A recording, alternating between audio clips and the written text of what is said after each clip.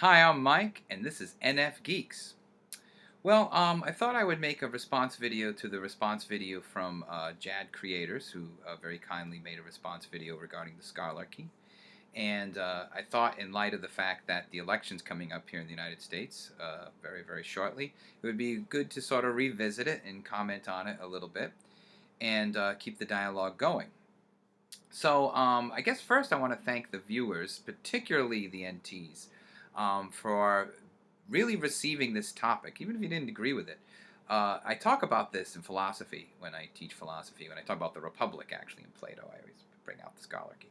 And usually there's three responses. One is, this is awful, it's totalitarian, and the other response is, why aren't we living in this now, and then the other response, the third response, is just flat out disinterest, and that's the one that worries me the most, because that means, these people don't care about politics either way, or anything either way.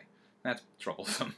But that's not the case. I put the Scholarchy out there on NFGeeks to be thought about and kicked around, and so I threw that ball into the NT playground, and the NTs, it seems, have been kicking it around and playing dodgeball with it and throwing it into basketball hoops and doing all sorts of things with the Scholarchy idea, and isn't that a great thing? And the other types too, of course, I'm sure. But it seems that NTs are the ones who've been responding the most and thinking about this most and replying back to me about it. And so, to make a response video to this previous response video, I thought I'd cover a few topics that came up in that, and maybe reiterate a few things. And if people respond to other videos, I'll talk about that, whatever. But I think it would be good to talk about the Scholarchy in light of the fact that very soon there's going to be a presidential election. Okay, so first of all, to answer to some of the questions that JAD creators had. First of all, I want to point out that it's not exactly an idealization of the American education system as much as it is an idealization of education itself. It's an idealization of being formally educated makes you a better person, a different person, a higher level of consciousness, a higher level of reasoning, a higher level of everything because of this experience. It's not necessarily idealizing the institutions that created it, okay, as flawed as they may be. Now, saying that, believe it or not, I would still want the Scholarchy, regardless, excuse me, of the education system, and even under the current conditions of higher education in the United States, I would still support a Scholarchy that was produced by the collective of that institutions, okay, even under the current conditions. The reason for that is that, universities and colleges are doing their very best to provide an intellectual path and create an intellectual person, some better than others, obviously. The information of being a strong intellectual person is there at the universities and colleges. We have some of the best colleges and universities in the world still, okay? And even the ones that aren't the best aren't too bad either. So there's as flawed as it may or may not be in terms of whether it should be private or public or whatever, the purpose of college, believe me, I have lots of criticisms about college. Maybe I should make a video about that someday. But even in spite of all my own criticisms, the educated people that are produced by the same system, I feel, are better equipped to handle and understand the complex problems of our world, politically, economically, culturally, whatever. And again, we're not talking about individuals, we're talking about a class of people. Okay, that's important. So I would be fine with a Scholarchy produced by the education system as it exists. Okay. Now, this has come up a lot of times about that people who don't go to school or they're educated and all that. No, they're not. No, they are not. That is, ideally they could be, but really for the most part they're not.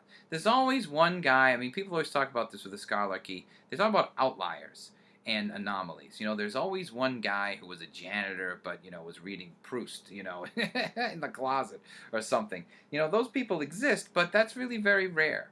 Okay, those are rare people. The vast majority of people who are not educated, although are educated enough to live a working class or middle class even lifestyle, that's really all their knowledge is capable of. okay? Because that's the level of understanding that they have, the ability to control and manipulate and adapt to their environment, but a very small environment. They're definitely not having this larger experience about the world or complex systems in the world, okay? It's not there. And just because somebody watches Wolf Blitzer or Shepard Smith or something does not give them that worldly view, not enough. Anyway, there has to be a lot more going on in terms of that. And and I think I said this a bunch of times about the Scholarchy, but often in class when I talk about this, people always bring up Bill Gates and Steve Jobs because they were college dropouts, and that's true. I mean, Apple and Microsoft are ginormous corporations, but again, those guys are outliers. They're two guys out of the millions and millions of people who drop out of college. And the people who drop out of college do not become CEOs of gigantic corporate entities of cutting-edge technology. They become waiters and waitresses and work at Walmart. Okay? That's what they do. And they don't really become the full intellectual person that they would be if they stayed within the system. Now, honestly, people always say, well, you could read these books. This is what the criticism was. You could read the books in the library and all that, and you could, but you don't. Most people don't. They don't go. I mean, they barely want to read a full Wikipedia article, let alone go to a library, and read Being in Time by Heidegger or something. They don't do that.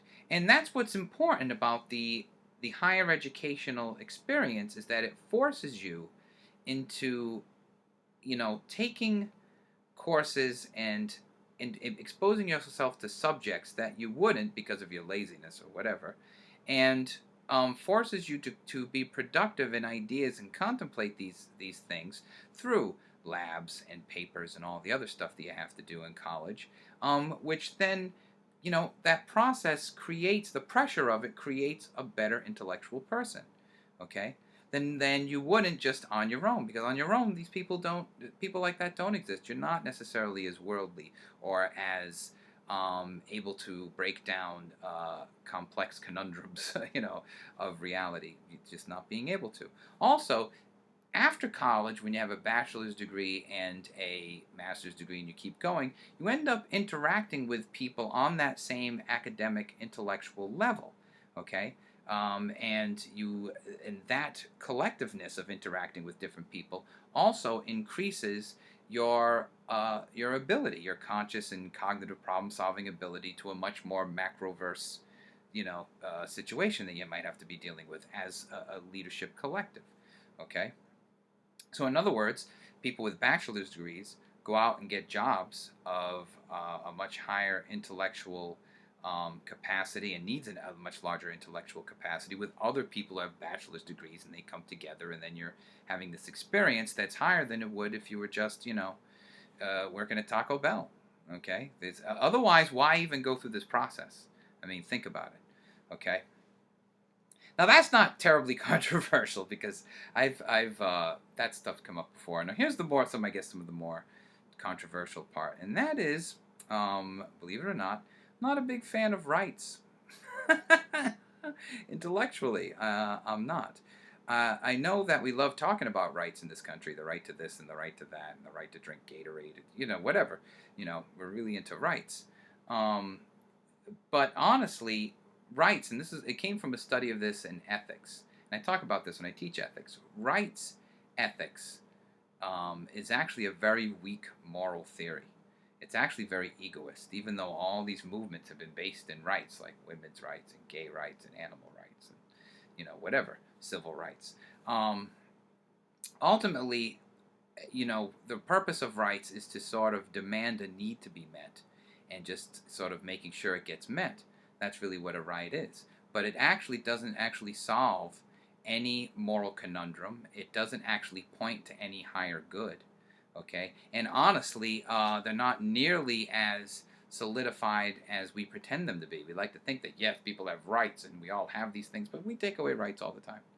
All the time, okay? This is an incredibly fluid, flip-floppy way of seeing the world, okay? And being in the world and treating people in the world, and we flip-flop around it all the time.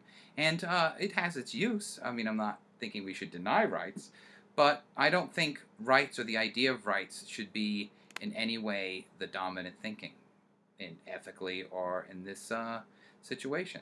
So, saying that, they talked about restrictions, and yeah, there would absolutely be restrictions. And I know this is my age, my cynicism coming out, but rightfully so. Okay, there's restrictions now. Anytime that there's going to be a power class, that power class has to set parameters around what the society is going to be, what's accessible, what's not accessible, what's tolerable, what's not tolerable, what's acceptable, what's not acceptable, in order for the society to function. All societies do this. This is just normal part of a society structure coming together in order to function. Okay? Now, I don't know if it would restrict speaking. The Scholarchy would necessarily restrict speaking, because the Scholarchy, wanting to be a Scholarchy, has to allow for dialogue on its own level. So I don't know if there'd be a restriction of speaking. I think the restriction would be that the non-intellectual class would not be able to communicate as well on the issues, or even communicate up to that Scholarchy class and participate in that discussion.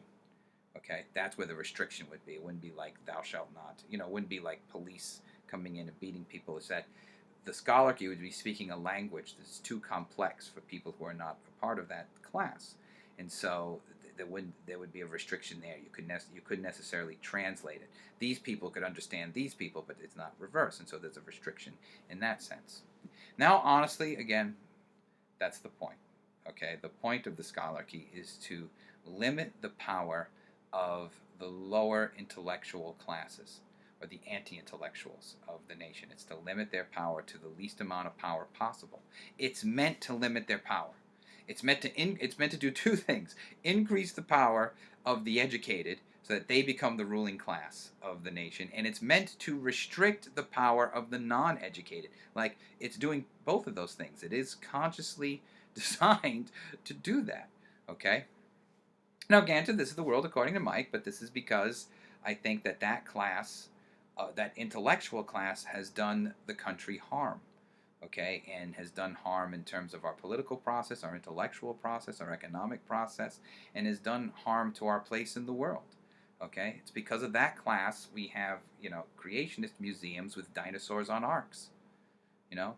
Now, I love religion, and I love the narrative, okay? And my son's named Noah. Don't start telling me comments about what Noah's Ark's about, okay? I know what it's about, but that's crazy too, okay? That shows an anti-intellectual side that's having power, okay? This is meant to restrict that power, and it's meant to restrict the vote. Now, they can still vote, okay? That class can still vote in the system, but their vote is not going to be as important as the other people who are educated, because those are the people who should actually have the power, or the most power. It doesn't mean that the underclass of anti-intellectuals don't have power. It just means that their power is very restricted. And if they want to join in having more power, then they need to get themselves educated. And then as they do that, that will increase their political power, okay? And, there's the idea of, because he mentioned that people should have the right to vote for who they want to, regardless of education. And obviously, I don't think that's true. I don't think they should. In the same sense that children shouldn't be allowed to pick their parents or teachers. They're children, okay? They're not qualified to make that choice. And I would say that people who don't read books and have no real education, and don't know anything but what's on television or the internet, and the bad parts of the internet. Okay, not the good parts of the internet. YouTube, for example, they're not qualified to make giant decisions about, like, the International Monetary Fund and bailing out Greece, and things like that, and how, the changeover to drones, and what does that mean in terms of a military based on drones, and all. I don't think they're qualified to do that. It's not meant to be terribly democratic. It has a democratic element to it, but it's meant to create a different ruling class. Instead of purely wealth, it's meant to make a ruling class that is educated, that the educated class becomes the ruling class over the other class. But it's not, egalitarian. It's not meant to be. So, I know that's kind of repeating myself, but I thought I'd throw that out there and everybody can ponder it.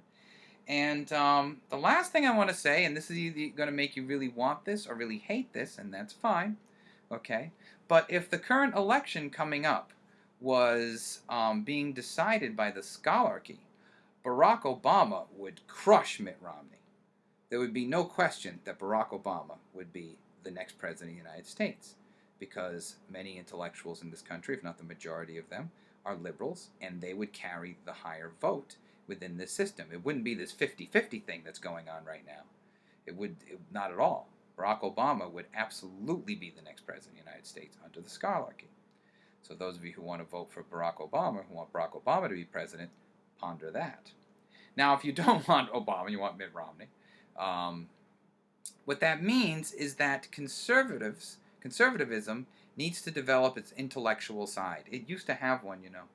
It used to have its own intellectual side of, bachelor's degrees and master's degrees and doctorates, and George Will was part of the old sort of version of that. But conservatism was not always anti-intellectual.